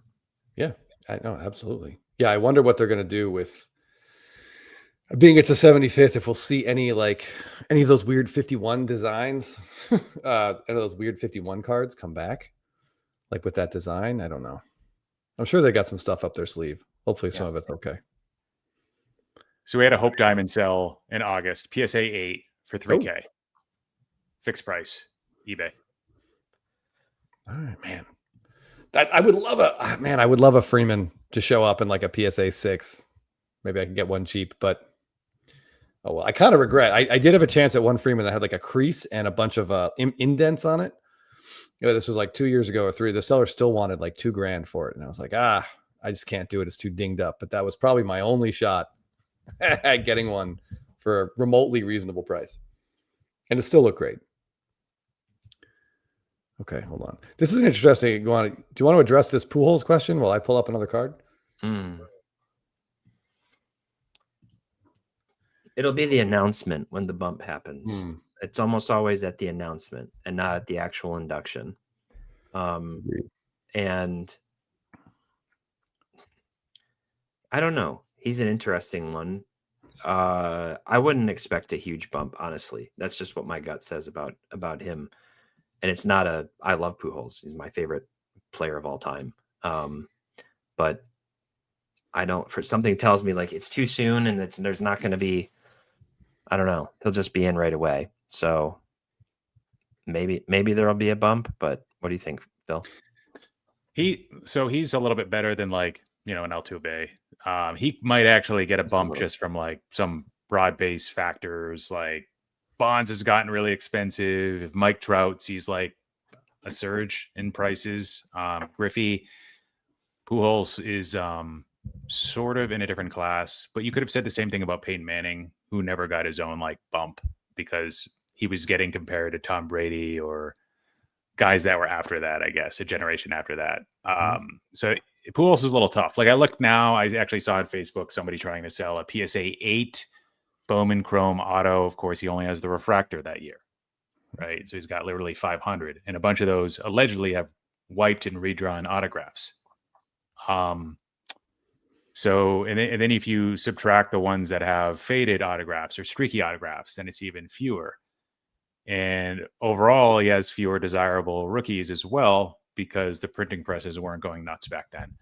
So a lot of things pointing to just like Pujols being undervalued, even though I'm not a big fan. I have my own viewpoints about him, but could be a good buy right now. I'd feel better about buying him than Trout. And I think Scott might agree. I don't want to speak for him, but I would agree with that. I'm not Scott, but I definitely agree with that statement. You've got 700 home runs. Yeah. Yeah. He is so good at baseball that he makes even the most immature guy not laugh at his name. And that is like, I think his most incredible accomplishment, honestly. Like that's how good he is at baseball. We just say his name and we just move on. No one chuckles anymore. It's incredible. Aaron Judge plays like 200 games in the next 3 seasons, just like a lot of injuries, right? Then we start to think of like Pujols as being the greater right-handed power hitter of the last 30 years over Judge, right? And you could even say that now based on cumulative stats and maybe not peak seasons, but he had some really nice peak seasons too. Oh yeah. Longevity of his career, obviously, even though he was only active arguably in like 12 of those, and then he sort of fell off a cliff, but he came in strong at the end, that's for sure. Oh yeah, he's got like what, 2 World Series rings, 3 MVPs. He had 3 home runs in a World Series game. I mean, he's all right. Someone mentioned Ichiro, so I want to talk about this card. Here's his second year Topps Chrome. It's a black refractor, so these are numbered as 60 for whatever reason. 60 or 50? 50? Can't read. The only thing about this card I don't like is that they put that gold cup like up on the top for some reason. Seems like there's a really good spot for it on the bottom right or bottom left, but it's hovering up there. But I really like this card. I don't know. I did not look at what the pops were, but I believe this says only like 2 graded higher than this. Probably on centering alone back in 2002. But man, this is a very, very cool Ichiro Suzuki card. I go for so there's a 2001 Bowman Chrome refractor too. That's part of the auction. I like that one a lot better. Well, I mean, from the pool set, the famous, iconic 2001 Bowman Chrome. Hold on, I think it might be the Japanese version. Yeah, the BGS 9, right? Yep, there it is. Yeah, BGS 9's so like not the best grade, but sweet card. Oh, yeah, pretty affordable too. Still sitting under $1,000, even with the buyer's premium. Yeah, not serial numbered, but still nice. Yeah, man, he looked skinny back then. Not that he is fat now, but man, that is a. But yeah, there's a bunch of videos going around of Yamamoto doing his like flexibility routines, which are absolutely incredible, and I'm extremely jealous. But it reminded me of watching Ichiro in the on deck circle. Like he looked like Spider-Man warming like before the first at bat of the game. I remember watching that the first time and being like this is either the most ridiculous thing, or he's going to be like one of the greatest players of all time to pull this off, and it was the latter. Yeah, I've got one to show, Chris. Okay, this is interesting. If I stop sharing, can you share? Yeah, I think I can just take over. There you go. Oh yeah, there we go. Yes. All right. We talked about this before. You don't see Jeter 1-of-1s pop up very often from the 90s. And this is a big card. So this is the row 3 out of Flair. You have all the rows, including row 0. This is a 1-of-1 though, and it's a PSA 6, and it's at $8,250 right now. This same card, it appears, was a BGS 9 before and sold in April of this year for $26,700. I mean, I was looking at this like that's the same card. It's the same card. Card number 14, row 3, same exact image. So the crack and cross didn't work. No, that's a painful crack and cross right there. But it's a 1-of-1. Yeah, so like, why does the? I mean, it shouldn't be the grade. So I don't know what's going on here. Is it the hobby's obsession with WAR? Is it Judge overshadowing him? This was 6 months ago. It's so weird. I feel like Jeter was viewed at one point as a quasi-generational guy, at least from a hobby perspective, not from like an actual, he didn't win MVPs, but right. From a hobby perspective, he was, not at Griffey levels, but sometimes you would look at a comparable Griffey card like 3-4 years ago, you would, and then Griffey's market went nuts, right? So you can't do that anymore. I feel like Jeter just isn't as sought after now, and then in the stuff he's done after the game, maybe isn't in his best interest. But I think I actually just bought an SP foil PSA 9 because it's not too far away from like the 2023 lows. The foil PSA 9, like fewer than 3% graded are PSA 9s from PSA at least. So it still means there's over 400 of them. But that's an iconic rookie card, and it's not a PSA 10. Right now, PSA 10s of a lot of those guys are going up for their top rookie cards in their top most coveted sets. Oh, yeah. But for Jeter, the most attainable version would be the 9 because there's so few 10s. I don't know. But who knows? Maybe it's just people realizing now that he wasn't that good. I don't know. I think there's upside there.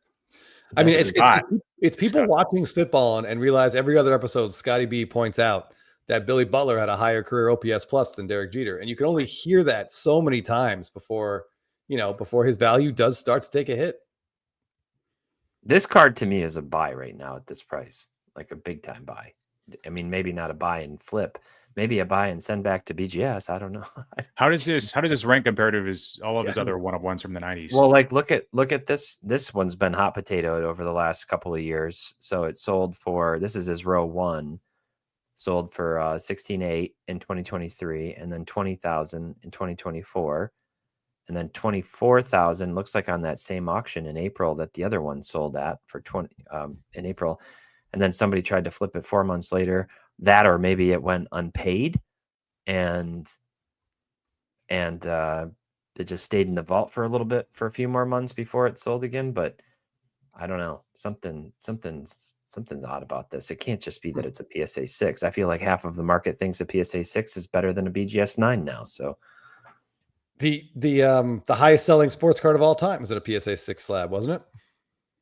The Jordan Kobe, wasn't that a PSA 6? Yeah, 6 or a 5, I think. Yeah. I mean, I don't know, that comment saying anything below an 8, like it was almost better off raw. I mean, it is kind of weird. I feel like if you bought this as a BGS 9 and you cracked it and paid to sub it to PSA, it comes back a 6. Yeah. I don't know. I don't. With the upcharge. I mean, I think I to be completely honest, I don't think I would list it in this slab.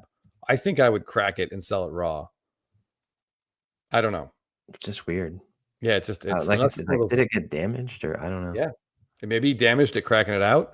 I don't know. It could be one of those gummy PSA slabs that you can't do anything with. Yeah. So I don't know, but yeah, this seems like an opportunity to essentially. You're still spending about $10,000. You're not stealing it, but this. I don't know how many one Jeters there are, but if you can get one for less than half what the previous sale was. Yeah. So the it's gold honestly kind of a no-brainer card for the long term, in my opinion. Gold label class 1, 2, 3 from these years, like 97, 98. Yeah, are those preferable over this or no? No. Gold label is definitely not preferable over Flair. All right. Yeah. Good to know. Oh, yeah. Yeah, I see. While you were talking, I felt like Phil got quiet. I feel like he slipped a bit in here.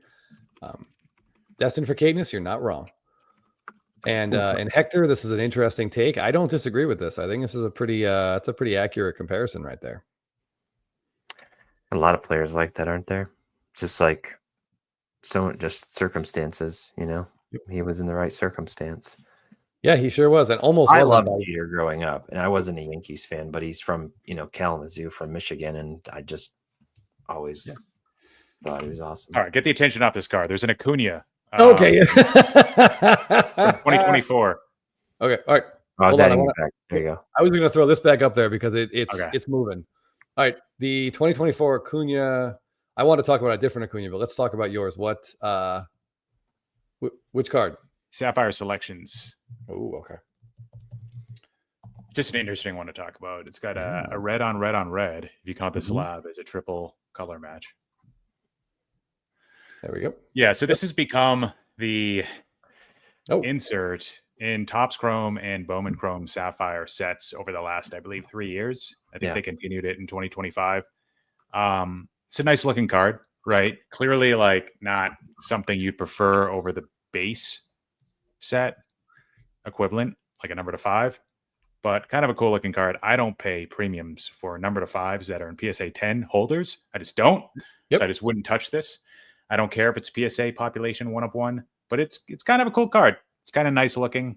I don't know, Chris, what do you think? You're better with this like imagery, card design, aesthetics thing. I think it is.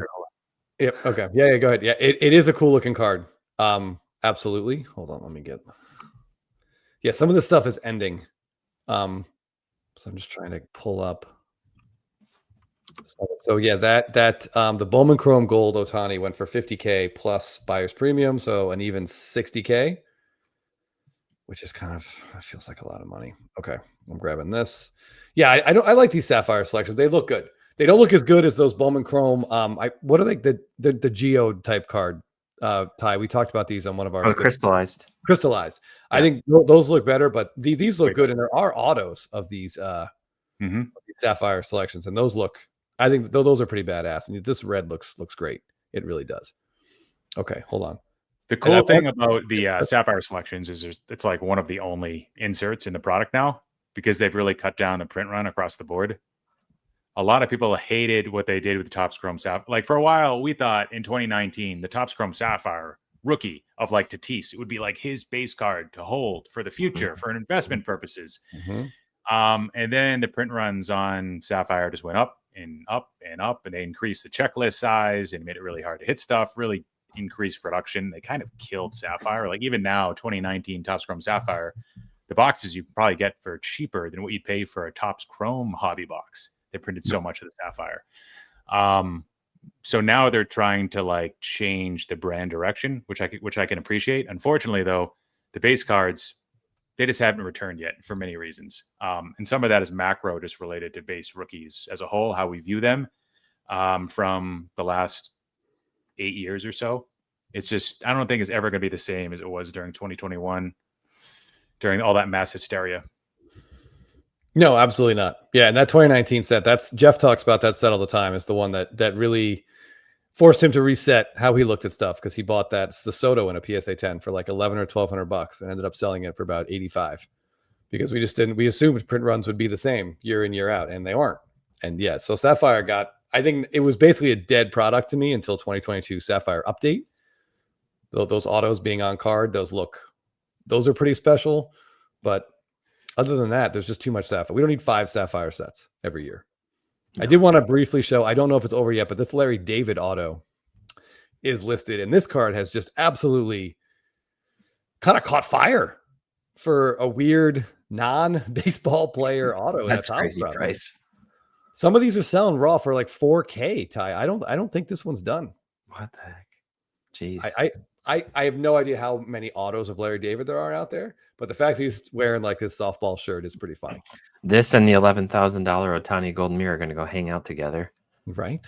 Yeah. By the way, that Ohtani Golden Mirror raw is still comfortably over like $3,000. Okay, hold on. Wait a second. Hemophobic. Yeah, that's pretty much exactly right. All right, I wanted to show another Acuna card. Unfortunately, it ended before I could get to it. So hopefully somebody bought it. Well, I know somebody bought it. Somebody watching bought it.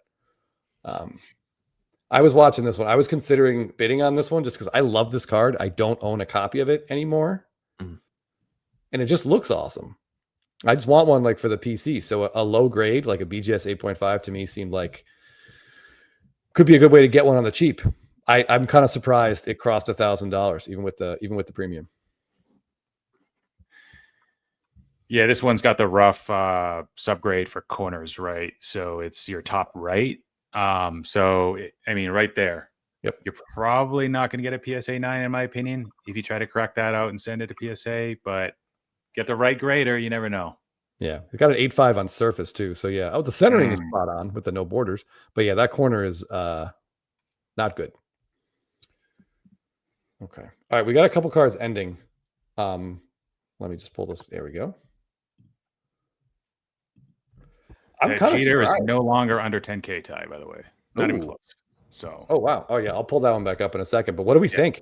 I thought for sure this would go past 30. Oh, geez. Yeah, I did too.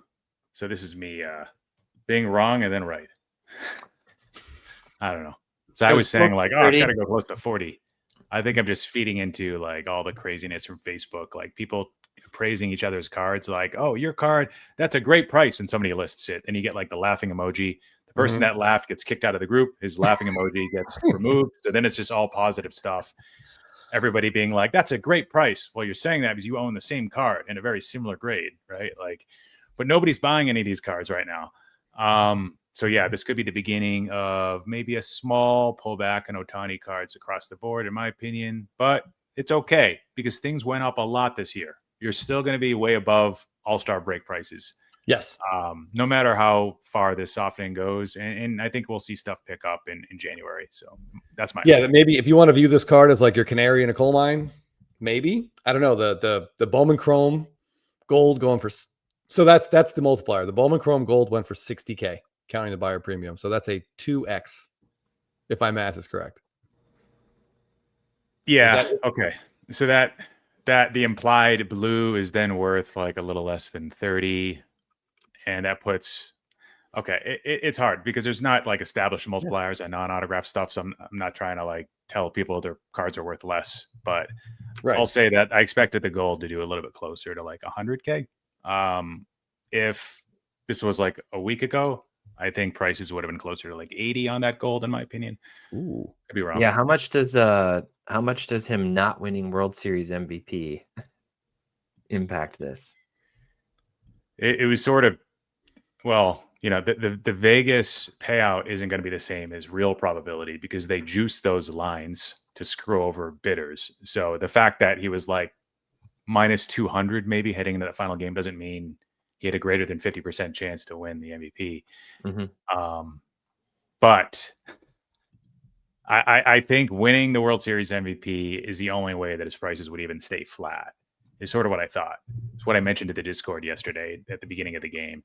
And even then, prices would still probably come down, in my opinion. I just think like the high point of the market, he could never top that again, was what he did in that Brewers clinching game. Doesn't matter what him or the team does afterwards. Like that, I was like, all right, sell all your stuff, guys. And Chris is like, I can't tell if you're serious or not. In the short term, yes. In the short, that's definitely a short-term peak. Like, what can you do to top that? Like, that's like Dogecoin being as I said, like the skit on Saturday Night Live. I think that was the top of Bitcoin, like around that week. In like, what was that, 2021 or something? Yeah, it's just hard to. What did Tupac say? Like, once you're on top, all you can do is go down or something. I don't know. Something I mean, I feel like we had that conversation constantly. Like, are we selling? Are we holding? Are we selling? Are we holding? And like, it seemed, and by the way, SFO Sox fans 100% right. That Facebook Ohtani group is some of the most absurd prices I've ever seen in my life. And yeah, like you said, people trying to be positive so they don't get kicked out of the group is very funny to see. This card just always makes me smile. Obviously, I'm a dog person. Yeah. But I mean, a black label Topps now is just such a, it's so pointless. There's a lot of them. That's the thing. We talked about that before, and they grade very well. Mm-hmm. Mm-hmm. So. Yeah. That guy does a good job running that group, by the way. So I'm not trying to call anyone out. He does a good job. No, I'm not trying to, I enjoy the group. I mean, I check it multiple times a day. Right.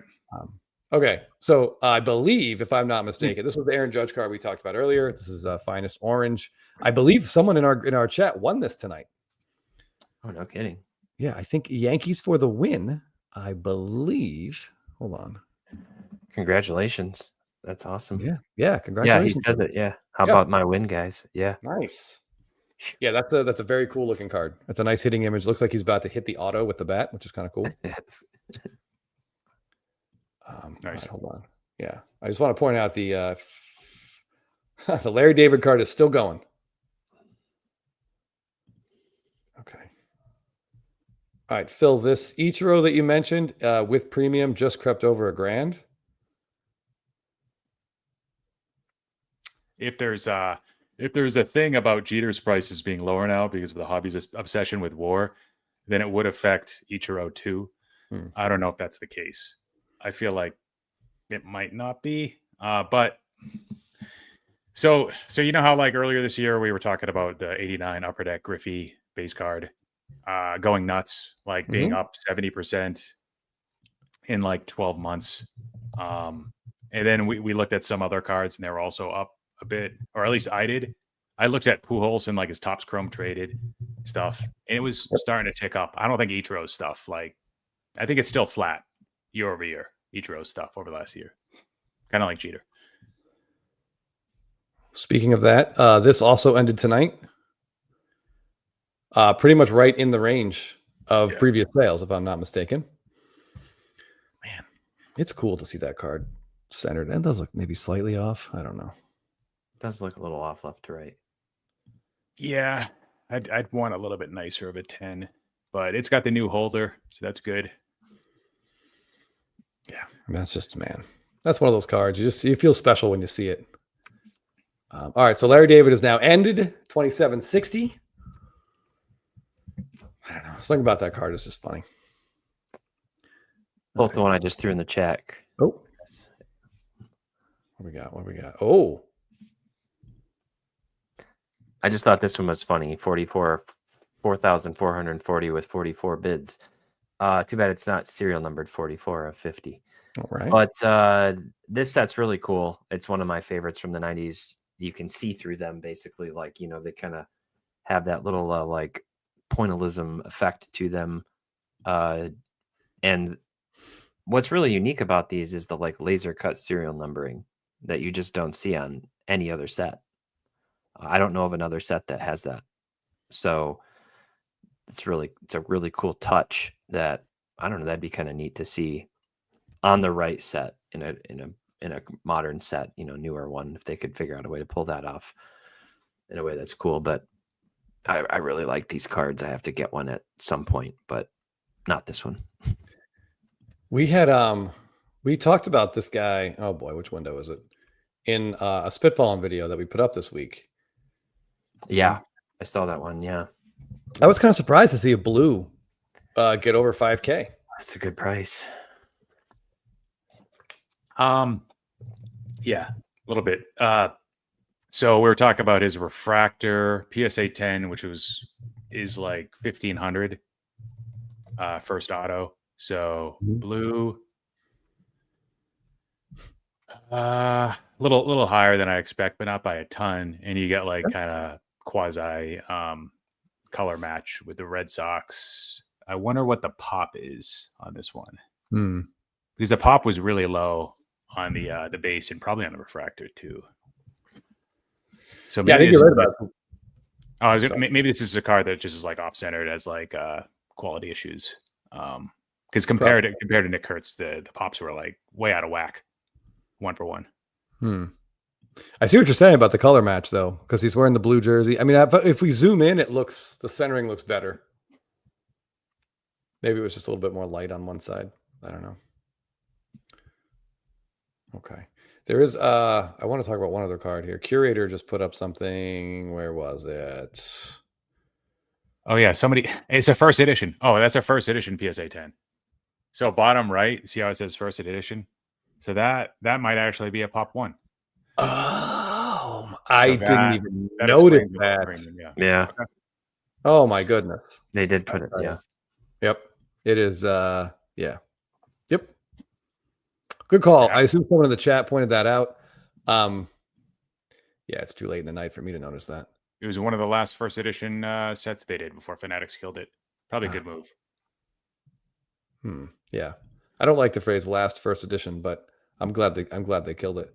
All right, looks like this Jeter did sell for over 12. So what was the previous sale on this tie? 25. Hey, I tried, guys. I think I was a runner-up. I put like 4 bids on it. Did you really? I wish you had won it. I should have just sent it to you, I guess. Take the eyes off it. Who knows? It's a good card. Yeah. Oh, somebody had a max in before me, by the way. That was higher. So I didn't get like outpaid per se by someone after me. By the way, I think Scott's Gem Masters Larry Walker is looking like a major deal at this point. I don't remember exactly what he paid for it, but I think it's probably worth at least 2 to 3 times what he paid for it now. Those are all of a sudden I'm seeing those all over the place. Not all over the place, but there's some buzz behind them. Oh, what did I just do? Nothing on my watch list. I just want to pull up the that's why. The Ohtani Topps Chrome Auto, which I now can't find. The orange Dodgers jersey, 2024 orange, is still going last time I checked. Oh, the Topps Chrome? I think it was 2024 Topps Chrome. Yes. Or is it 2020? Yep. Yeah, interesting. I wouldn't go for it, but some people will say this is undervalued. Yeah, I mean, it's his first Topps Chrome Dodger card, right? Man. Yeah. I mean, that's cool. This was part of the buyback thing, right? Or was it not? Yeah, I think it was. Yeah. Anybody actually? I forget what the prices you'd get would be on like low numbered stuff, but I wonder how much of that good stuff was turned in that's now worth more. Yeah, that's an excellent point. Yeah. Oh, it looks like congrats, Will. It's like Will picked up that Bowman the Mookie Betts gold. And yeah, if you could just don't this is Instagram page. He posted one. He had two cards that were, I forget what they were. He posted them upside down. My head exploded. I'm like, and the lights weren't even on. I'm like, come on, buddy, we can do better than this. You know, we have the technology to take better photos. But yeah, congrats on that Mookie Betts. That card is awesome. Okay, hold on. What did I want to? No, not that one. Not that. This. So that's got to be an all-time high, right, for a Topps Chrome Gold? Yeah, you don't even have to look. It is. Yeah. Man, I remember seeing these at shows in 2022, like before the season started. And if we could all go back in time. We can't, though. But yeah, the auto on this one is really nice, too. Okay, so there's actually a $72,000 sale on October 24th. That was a BGS 9.5. Oh, wow. So, very strong sale on October 24th. Okay. So that's like, the World Series after, that's right after the LCS. Yeah. And this sale here is up from $45K October 1st. So PSA 10 sold for $45K on October 1st. Aye. Levi, right, I mean, right there with you, you know. It's hard to know what's going to happen, though. It's impossible to know. It's impossible to know. It's impossible. Yeah. Man. Okay, not that one, not this one. Yeah, I'm pretty sure I had this card in 2018 in a BGS 9.5, True Gem Plus, this same card. And then the slab was damaged, so I sent it back to the seller, and the seller was pissed because it was like the Tommy John was already known, but he was saying like, well, it didn't become official.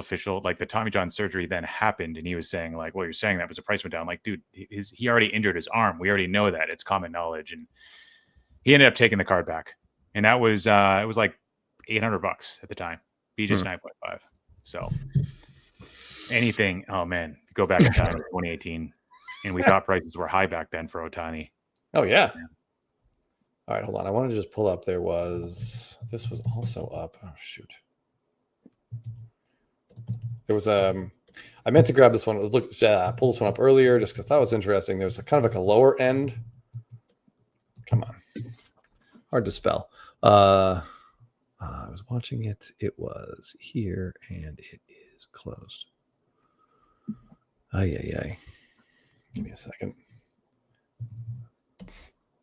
There we go. Okay, so this is Shohei Ohtani's base Bowman's Best rookie in a PSA 10. And $210. Now, I'm not like I would take this over that Shohei with his dog card in a BGS 10 100 times out of 100. The pop on this one is 2,815. But if you're looking for a chromium Ohtani rookie with, the bat's not exactly in his hand, he is letting go, but this is a pretty cool card, extremely affordable. If you just want something for the PC, I like this set. I like this card for $210. I like it a lot more than like some of these flagship Topps cards that we're seeing sell for more than this. Yeah, there was the finest refractor in a PSA 9, I think, that went probably. I mean, it's more than this, but that would have been a cool card for like 500-ish, I'm guessing. Let me see what that finished at. I will say on Fanatics, it's kind of annoying to have to, once stuff ends, it's really hard to get it to pull up. It just disappears. Yeah. And then you can't, I was trying to find some of the stuff, and it just like kind of goes into a Never Land for a little bit. Speaking of Never Land, can you explain the 14 bids on this card? Are we not done with this? Who is still bidding on this? People. For the sake of Teapot sanity, we have to stop. That's terrible. Let me look up that cert real quick and just see how many of those there are too. Good Lord. I mean, if that's it's low. Maybe people are buying them just to fool other people. 119 nines, 86 10s. And I'm telling you, those aren't even, they're just not rare cards. The pack odds on them are not high. It's actually really gross. Yeah. I mean, it used to really irritate me, but it irritates Ty even more. So watching you be irritated sort of makes me feel better about my own irritation. Yeah. It's just so deceptive. Like it's like, I got to imagine people don't know. Yep. Yeah. Here's the finest that Phil mentioned, the PSA 9. Cool. Under $500. That's awesome. I like it. And that's actually pretty close, right? What did the Through the Years card go for? $492. The Through the Years sold for more. Well, yeah, but that's an RPA. Yeah. Oh, that's a good point. No. Game used. Oh no. Ugh, God bless it. I hate even putting it on the screen. Here, I'm gonna put this one back up there instead. All right. I think the auction is largely ended at this point. Yeah. All right. Let's call it a show, guys. Before we do, though, we recently launched on November 1st a Discord. It's members only access. So if you're part of our Patreon, you can access it. Just an added perk. It allows folks to collaborate and talk. And we've got a recent pickups thread. We've got a buy, sell, trade thread. Should be really fun. We're excited to see how that grows. I think we've got like 60 folks that have joined already. So another reason to join the Patreon, and maybe not now, but once this gets uploaded, you'll see in the show notes a link to our Patreon to find out a little bit more about that. Ty, Chris, anything to add on to that? Yeah, we had a really good Game 7 chat in there. Mm-hmm. I felt like I was watching the game with like 45 people. It was really fun. There was, at least a handful of intelligent comments as well, which was a nice change from what I normally get from Teapot and Phil during baseball games. True. So that was really good to see. So we'll probably get a chat up there for like off-season predictions and player movements and stuff like that. Yeah, we like talking about cards. We want to hear what you guys think. So yeah, please join if you can. Yeah, absolutely. All right, guys. Thanks, Enjoy the rest of your night. Take care. Have a great week. Thanks for joining, especially if you joined till the end.